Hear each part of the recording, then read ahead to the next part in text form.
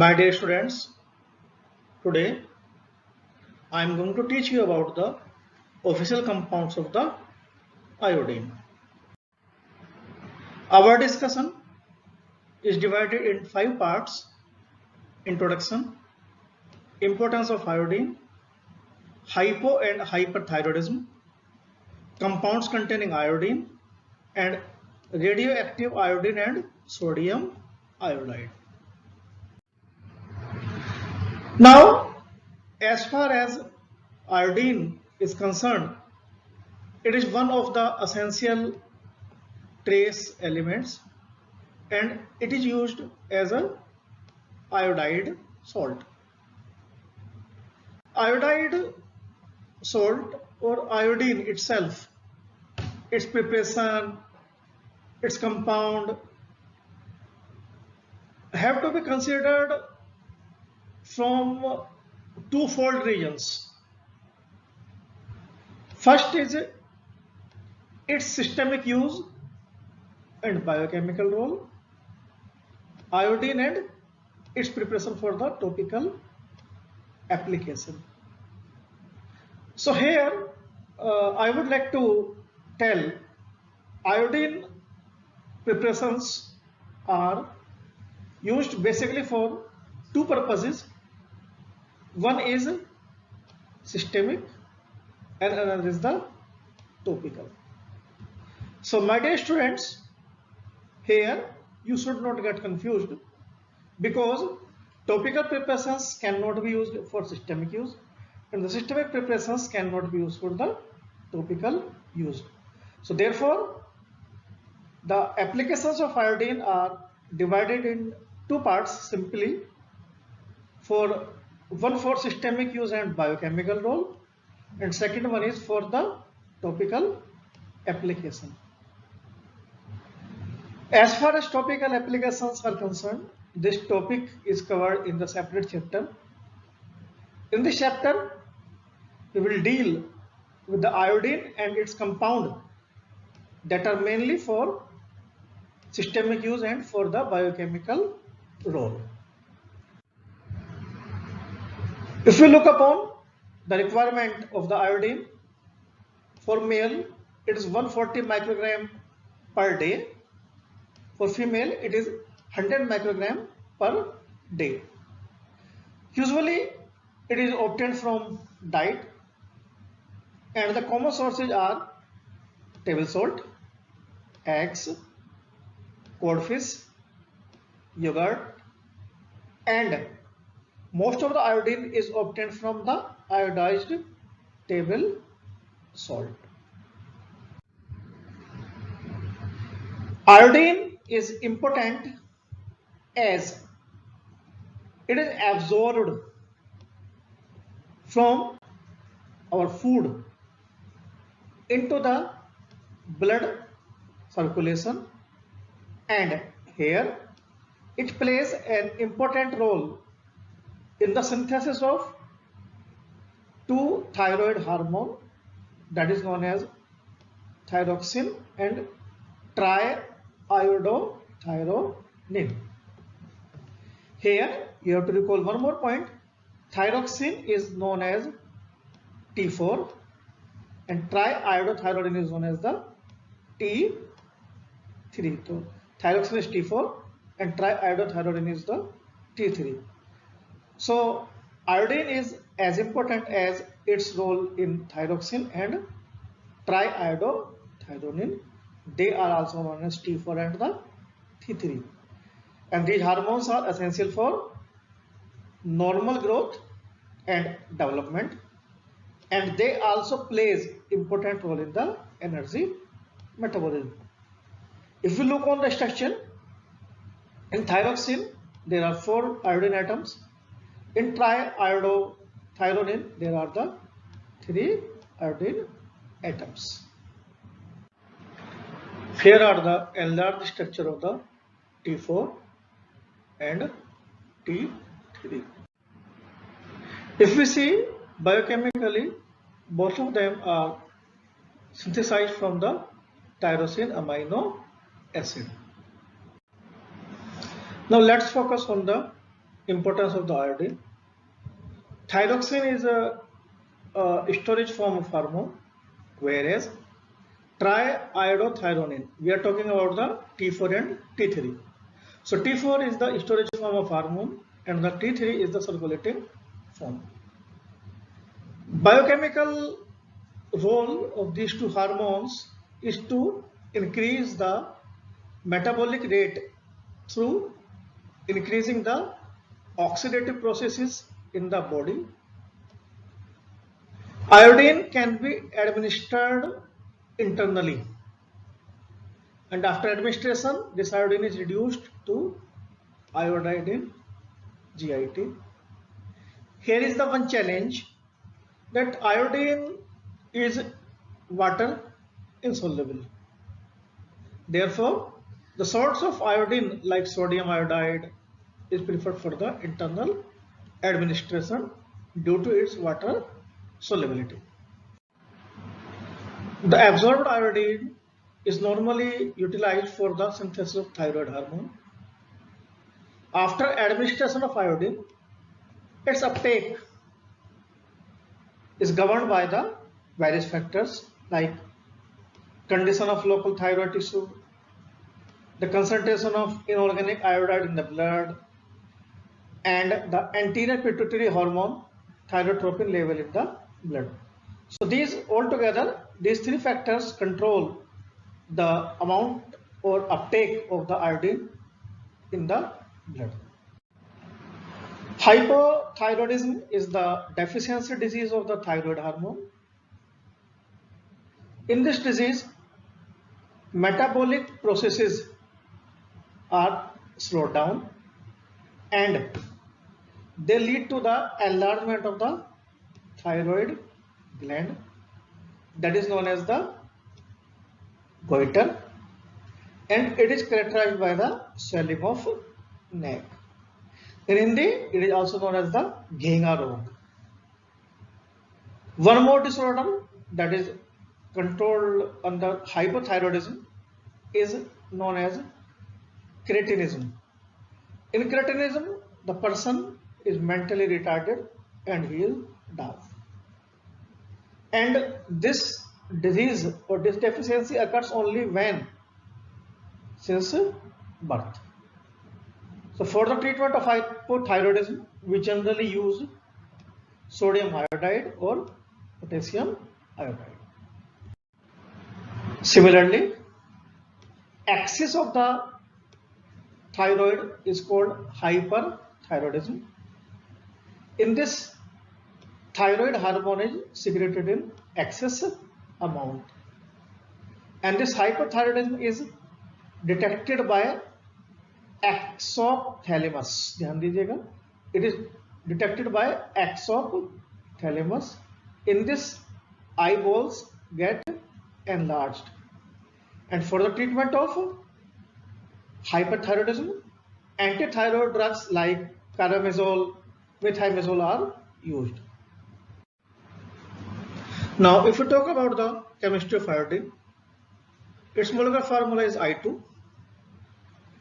It is a heavy bluish black rhombic prism or plate with metallic luster. Here, focus on this point. Although it is a non-metal, but it is having the metallic luster. It has peculiar odor, means we can identify iodine with the help of its odor, and it can volatilize, means it is easily converted into the vapors at ordinary temperature, and this process is called as sublimation. So iodine exhibits the phenomena of sublimation. At high temperature, it undergoes the melting. It is practically insoluble in water but soluble in alcohol. Now, if we want to solubilize in water, we need to add potassium iodide. So, in the presence of potassium iodide, iodine is soluble in water. Why?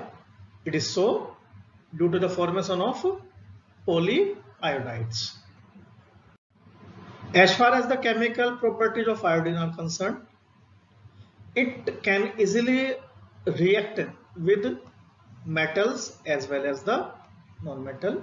With iron, it reacts easily to give the ferrous iodide. Reducing agents can easily react with aqueous iodine solution and they get oxidized. One famous reaction is reaction between sodium thiosulfate and iodine. It easily converts into sodium iodide and sodium tetrathionate. Iodine also reacts with alkali to form iodide and iodate when heated. Iodine is useful in its aqueous as well as alcoholic solution form, and in this form it is used for as a germicide and as a fungicide. It is also used in the treatment of hypothyroidism, in which deficiency of iodine takes place. For purification of drinking water, it is also used as an antidote in the alkaloid poisoning. It is very useful in case of the thin layer chromatography, that is also commonly known as the TLC, as a locating agent or as a identifying agent. It is a very good reactant in case of the oxidation reduction titrations. Iodine is incompatible with turpentine oil. It gets violent in presence of turpentine. It reacts with ammonia or ammoniated mercury to form again explosive iodide of nitrogen. It reacts with alkali hydroxide and carbonates to form iodide or iodates. Aqueous solution of alkaloid salt are treated with iodide. Alkaloids get precipitated. So overall, it is incompatible with turpentine oil, ammonia type compounds, alkali hydroxide and alkaloid salts. Iodine can be stored in amber color bottles with tight glass stopper, and it should be kept in a cool place. Next compound to be discussed is the sodium iodide. The formula of sodium iodide is sodium N. Sodium is represented as N and iodine is represented as the I. So formula is NaI. This compound is official in IP. It can be prepared by the addition of the slight excess of iodine to concentrated solution of sodium hydroxide. By reacting with concentrated solution of sodium hydroxide, it gives sodium iodide and sodium iodate. Now this remaining amount of sodium iodide is further reduced with the carbon to give the yield of the sodium iodide. Sodium iodide is the white crystalline odorless powder. It is hygroscopic in nature. So we are talking about here is the physical and as well as the chemical properties. So it is white crystalline odorless powder. It is hygroscopic in nature, means it takes water from the moisture and it creates the stability issue. It may decompose on storage and develop brown color, that is called air oxidation, and it is due to the regulation of the free iodine. Sodium iodide is soluble in water and alcohol. Here I would like to mention that these physical properties we can denote with the word letters COST: color, odor, solubility and taste. So it is white crystalline color, odor of iodide or iodine, soluble in water, and its taste is the alkaline. Its taste is the alkaline or simply the saline. It has the saline taste. It easily reacts with silver nitrate to give yellow precipitate of the silver iodide. Oxidizing agent like sulfuric acid react easily with sodium iodide to liberate iodine. If you talk about the incompatibility of sodium iodide is incompatible with the acid and it decomposes to liberate the iodine. And iodine can be easily precipitated with the solution of alkaloids. So it is incompatible with acid and alkaloids. As far as storage is concerned, it should be stored in the well closed container and should be kept in a dry place. Iodine is used as a fibrinolytic agent to treat syphilis and the leprosy. Iodide salt was also used as a to treat the fungal infection. Iodide salt like potassium iodide, sodium iodide are used as a expectorant. You must have listened this word and must have read earlier. Expectorants are the agents. They are basically mucolytic. They are used to expel out the productive material that is present inside our larynx. It is also useful in the treatment of asthma and chronic bronchitis. If one get by mistake administered the overdose of iodine, it causes toxicity and the condition is known as the iodism. In this condition, we use sodium chloride to counter the action of the iodide salts. Now the last compound of iodine to be discussed is the radioactive iodine and sodium iodide. Mainly it is a radioactive sodium iodide. So before proceeding further, we should be able to recall what are the isotopes. Isotopes are the elements having the same atomic number but different in atomic weight or mass. Here the example is H1, H2 and H3. So they are the isotopes of the hydrogen known as hydrogen, deuterium and tritium. So there are two major sources of types of isotopes, stable isotopes and unstable isotopes. And unstable isotopes exhibit the radioactive phenomena. So there are several radioactive isotopes of iodine, but majorly that is being used clinically is the iodine 131, and it is obtained by the irradiation of the tellurium. It is obtained by the irradiation of the tellurium and used in the form of sodium iodide. The solution of radioactive sodium iodide is official and the strength should be 90 to 110%. It is a clear colloidal solution and its half-life is 8.04 days. It emits beta and gamma radiations and the pH of its solution should be in between 7 to 10. Now if we talk about uses, so radioactive iodine is used to diagnosis of the disorder of the thyroid function like hyperthyroidism, goiter, and simultaneously it is also used for the treatment of the hyperthyroidism. Iodine 123 has a half-life of 13 days. It emits X-rays only, so it can be used for the thyroid scan. So I hope you must have understand about the iodine and its official compound.